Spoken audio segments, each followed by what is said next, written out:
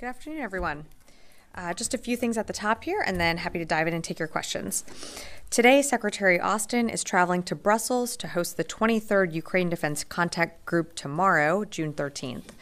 The Secretary will be joined by the Chairman of the Joint Chiefs, General C.Q. Brown, and senior military officials from nearly 50 nations to discuss the ongoing war in Ukraine and encourage continued support from the international community to provide the Ukrainians with the means necessary to defend their sovereign territory. Also, while he's in Brussels, Secretary Austin will participate in the NATO Defense Ministerial on June 14th at NATO headquarters. And now switching to a few operational updates on the temporary pier, or the joint logistics over-the-shore capability that is being used to surge humanitarian assistance into Gaza. As you know, for 2 days,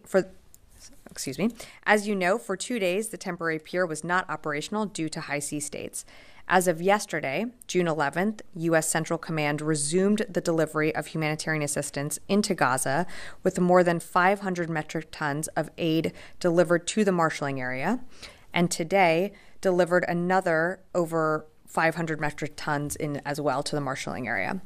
In total, since May 17th, Central Command assisted in the delivery of more than 2,500 metric tons, or approximately 5.6 million pounds of humanitarian aid to the shore for onward distribution. Additionally, the one remaining Army vessel that was beached in Gaza on May 25th was recovered last night, and we greatly appreciate the IDF's assistance with recovery of that vessel. Switching gears, the National Guard is wrapping up its largest annual cyber exercise this weekend at the Virginia National Guard State Military Reservation outside Virginia Beach. Exercise Cyber Shield 2024 brings together nearly 1,000 participants from National Guard units in 41 states and territories, 27 defensive cyber operations elements, 9 international partner nations, and the active duty Air Force with a focus on defending critical infrastructure against cyber threats. Building off the DoD's 2023 cyber strategy, exercises like Cyber Shield 2024 are leveraging industry-leading courses and force-on-force cyber attack simulations to grow collaborative and interoperable capabilities among local, state, national, and international partners for unified defense and all-domain deterrence. And finally, Abe Denmark, the Secretary's senior advisor for AUKUS, is departing the Pentagon. We want to thank Abe for his leadership, building strong coalitions, bringing us even closer to 2 of our closest allies, the UK and Australia, and for strengthening security across the Indo-Pacific. He was a key architect of the AUKUS Pillar 1 optimal pathway announced by the President and the Prime Ministers, and instrumental in developing advanced capability cooperation in AUKUS Pillar 2. On behalf of the Secretary of Defense, we wish him all the best in his future endeavors. And with that, I'd be happy to take your questions. Lita. Thanks, Sabrina. 2 things. One, when does the U.S. expect to deliver the new Patriot system to Ukraine, and what impact does the Secretary and the military believe that will have on the war there? And then just secondly, just to follow up on the pier, has any aid moved from the marshalling area into Gaza that you're aware of? And how big of a problem is this, that aid is just going to keep mounting? Do you have any sense that it will resume at all? Let me take the last part first. So to my knowledge, since aid has started flowing in from yesterday and today, it's just being collected in the marshalling area, getting ready for when the UNWFP is ready to distribute. That distribution hasn't happened to my knowledge. I'd refer you to USAID and WFP to speak more to that. I know that they are conducting a security review, so while they do that, it is in the marshalling area. The good news is that it's on the beach, so it's a step closer to getting to the people who need it most, but I just don't have an update on when that will be further distributed. In terms of your first question on Ukraine and air defenses, I've seen some of the reporting out there on the Patriot. I don't have any announcements to make on a Patriot battery today. What I can tell you, and not getting ahead of the Secretary, but something that he continues to emphasize when he hosts the Ukraine Defense Contact Group, is that we know air defenses are a priority for Ukraine. It's something that they need, whether it be in the Patriot or other forms.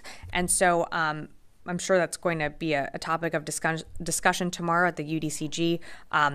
Won't get ahead of the secretary and don't have any announcements to make, but we'll certainly keep you updated if there are any other additional presidential drawdown packages. Jen. Sabrina, just to follow up, so of the 2,500 tons that have been delivered to Gaza, all are still in the marshalling area? None have been distributed? No. So for better numbers on the distribution, I'd refer you to the WFP and USAID to speak more to that. I'm speaking about the aid deliveries from the temporary pier from yesterday and today. That aid remains in the marshalling area and just collated there. The aid that was that came off the pier before we had to what's the right word? Remove it and then re-anchor it. That aid had been distributed on, or at least went to the warehouses. And how seriously are you taking the arrival of this Russian flotilla in Havana and the exercises being taking place in the Caribbean? So we've been tracking the Russians' plans for this. This is not a surprise. We've seen them do these type of port calls before, and these are routine naval visits that we've seen under different administrations. We're always constantly going to monitor any foreign vessels operating near U.S. territorial waters. We, of course, take it seriously, but these exercises don't pose a threat to the United States. When was the last time that Russian naval vessels were off the coast of Florida or in Cuba? I'd refer you to Northcom and Southcom to speak more to that. I know they have done exercises previous years under different administrations, but I don't have those exact dates in front of me. Kelly. Just to follow up on Jen's questioning on what's happening with Russian warships moving into Cuba. It did happen in different administrations, as you're saying, but the timing of it happening now with what's happening in Ukraine, with President Biden taking off for the G7 in Italy, meeting with world leaders and not Vladimir Putin, is this seen as some sort of muscle flexing on the side of Russia? I'd refer you to the Russians to speak to their own operations and exercises. It certainly wouldn't come as a surprise to us if we see more activity around the United States. And, they do have a global exercise that will, I think, likely culminate this fall. It's something that we're going to continue to monitor. Again, I think what's important here is that what Russia is doing in these exercises, they don't pose a threat to the United States, but of course we're going to continue to monitor. And have they gotten close to, I know we have our U.S. ships kind of repositioned in the area monitoring it. Mm-hmm. Have they gotten close, or can you say how close they've gotten to our ships? I don't have those specifics. I would direct you to Northcom and Southcom as well to speak more to that. I just don't have that right now. Constantine? Did I see you had a question right there? So just continuing on that line of questioning, sure. Are you able to say what the U.S. military responded with? So, we're continuing to monitor. I can tell you that the Navy's U.S. 2nd Fleet, U.S. 4th Fleet, U.S. Coast Guard Atlantic Area, and Canadian Joint Task Force Atlantic are conducting routine operations throughout the Atlantic. But we're going to continue to monitor what's happening in the region, but that's all I have in terms of specifics. And then one last detail. Are you able to say how close the Russian ships got to the coast of Florida? I don't have those specific details. I direct you to Northcom for that. I'm just going to go to the phones and then happy to come back into the room. Fadi Mansour, Al Jazeera.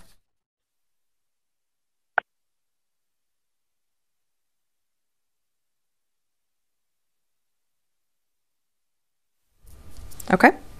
Maybe not. Idris Ali, Reuters.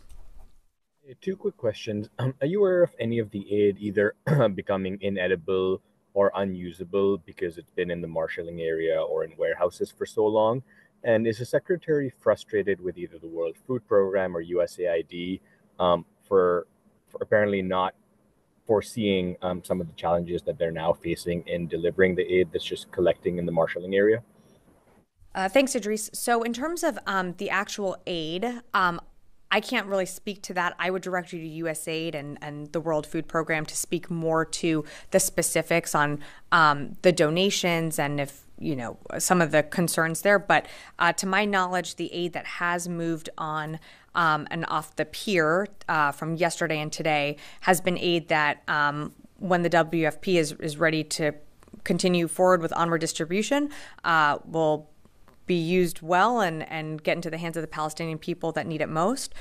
In terms of your question of there are any frustrations, they're not. I mean, we're working hand in glove with USAID, who has been a great partner in culling together different nations, different NGOs to donate aid to a population that desperately needs it. We are the conduit for getting that aid to the people who need it the most. But USAID has been instrumental in making sure that we are getting those donations from other countries and NGOs as well. So we certainly value their partnership. The WFP, of course, is taking the security measures that they need to do and the reviews that they need to do in order to feel safe and secure and to operate within Gaza. We're not standing in the way of that. We are just ready and waiting to help with getting aid from Cyprus to the temporary pier into the marshalling area so that aid can get to the people that need it most. I'm happy to come back in the room. Janie. Thank you, Sabrina. And the two questions. U.S. and South Korea held a nuclear consultative group, NCG group meeting at the Seoul recently. The review of the U.S. and ROK joint statement said that the joint guidelines on North Korea's nuclear weapons has been completed. What are the specific details?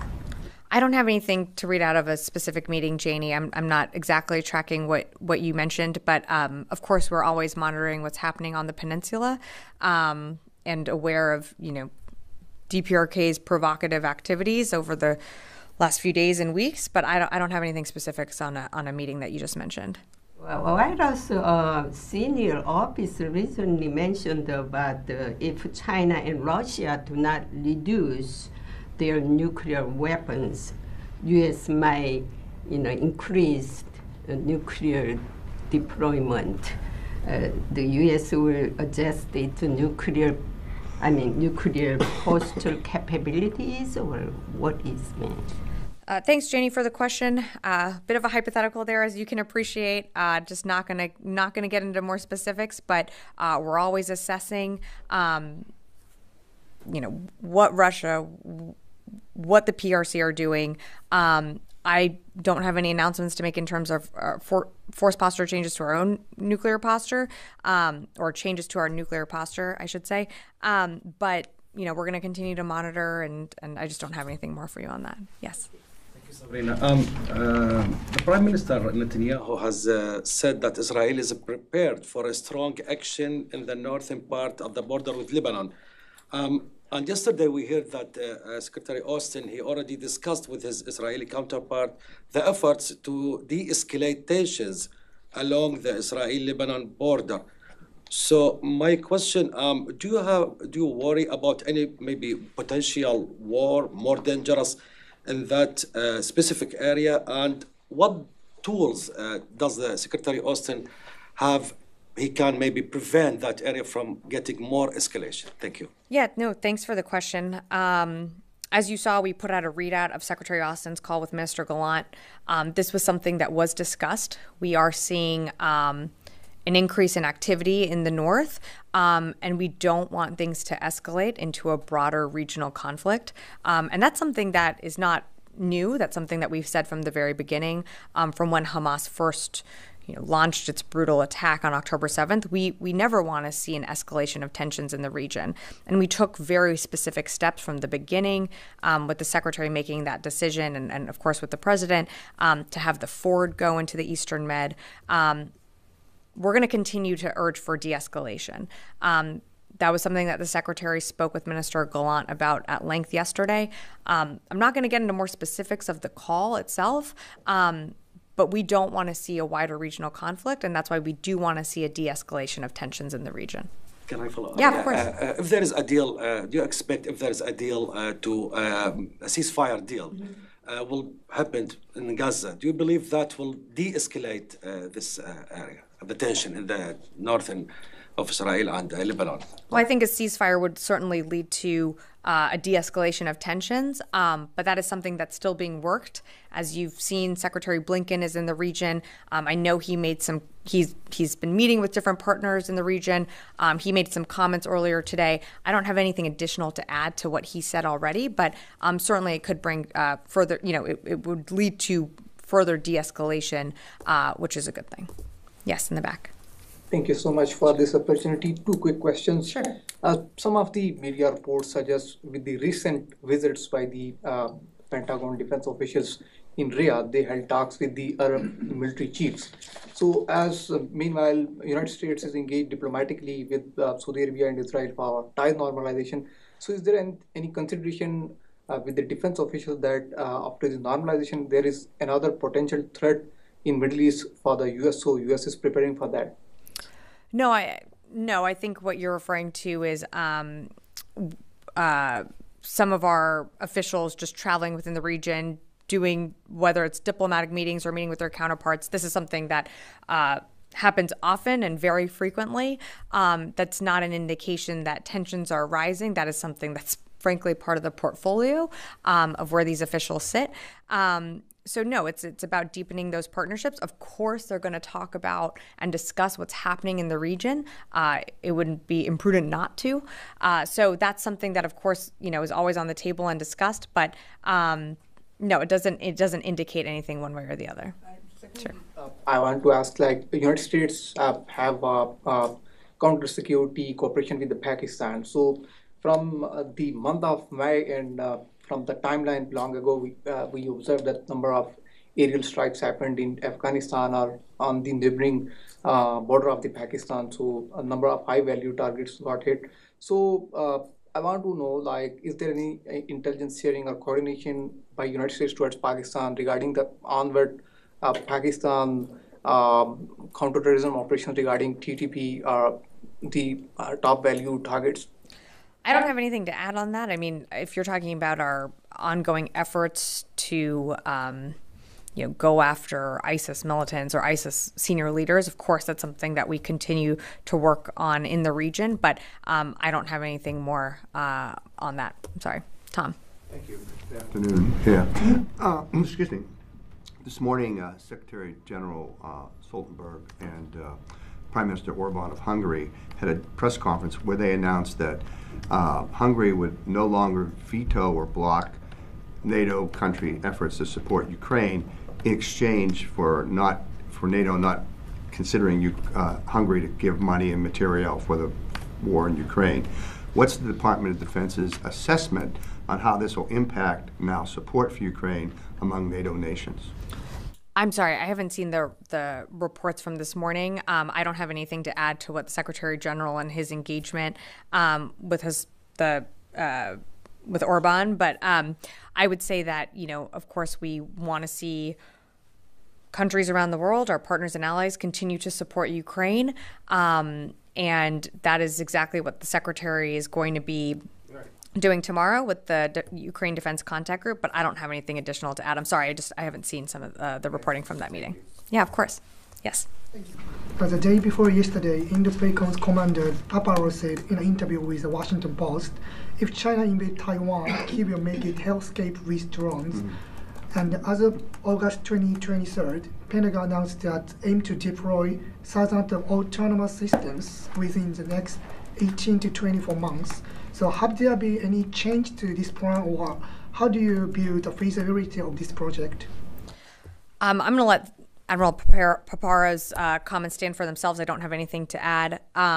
What I can tell you is the Secretary just concluded his 10th visit to the Indo-Pacific region. Something that, of course, was on the mind and something that he spoke to at the Shangri-La Dialogue was our pacing challenge of the PRC. So we're continuing to monitor what the PRC is doing in the region, some of their behavior around whether it be the Second Thomas Shoal or other areas within the Indo-Pacific, but I just don't have more to add on to those comments. Okay. I'm going to see if we got Fadi Mansour back from Al Jazeera on the phones. Otherwise, I can wrap it up. Hi, Sabrina. Can you hear me now? I can hear you now. Thank you for taking my question again. In the readout from the phone call between Secretary Austin and Gallant, the Secretary congratulated Mr. Gallant on the rescue of 4 Israeli hostages, an operation that health authorities in Gaza says resulted in the death of more than 270 Palestinians. Almost half of them are women and children. Did the Secretary discuss the civilian casualties as a result of this operation? And if so, why wasn't it included in the readout? Thanks, Fadi, for the question. The Secretary, of course, it's something that is always on the top of our minds, something that the Secretary has brought up in various engagements with Minister Gallant and other officials within the Israeli government. Of course, we are deeply concerned by some of the reports that we are seeing out of Gaza when it comes to civilian casualties. It's something that we're always very frank about whenever it's a call or a private engagement or publicly from here. It's something that we're going to continue to speak to the Israelis about. It's something that we're concerned about. But I just don't have anything additional to add other than what we put out in the readout yesterday, which you referenced. Okay, Nancy. But do you know, though, if the Secretary broached that specifically in yesterday's call?